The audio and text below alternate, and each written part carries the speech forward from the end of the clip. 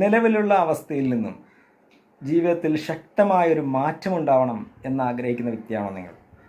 അത് നിങ്ങൾ നിലവിൽ ചെയ്തുകൊണ്ടിരിക്കുന്ന പ്രൊഫഷനിലൂടെ ആവാം, അതല്ലെങ്കിൽ പുതിയൊരു പ്രൊഫഷനിലേക്ക് മാറിക്കൊണ്ടാവാം.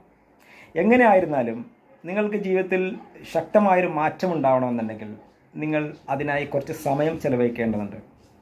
ഇപ്പോൾ അതിനായി നിങ്ങൾ ചെയ്തുകൊണ്ടിരിക്കുന്ന കാര്യങ്ങൾ എന്തൊക്കെയാണെന്ന് പരിശോധിക്കുക. നിങ്ങളുടെ ഒരു ദിവസത്തെ റൊട്ടീൻ എടുക്കുക.